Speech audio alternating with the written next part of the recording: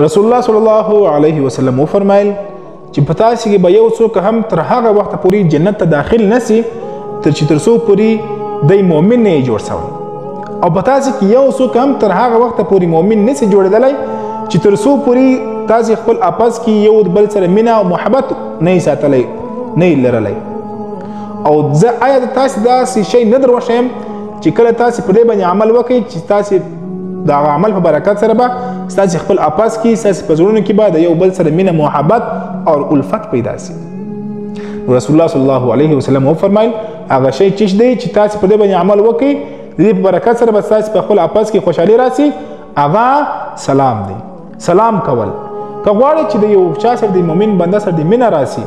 که غواړئ چې جنت ته داخل شي، که غواړئ چې مؤمن جوړ شي جنت ته داخل شي، نو سلام کوه. او په حدیث شریف کې راځي وایي هغه کس د کبر څخه الله خالی کوي، د کبر څخه محفوظ ساتي چې کم کس په سلام کې پهل کوي، یعنی اول وار سلام وکي دا کس به الله رب العزت د تکبر څخه محفوظ ساتي.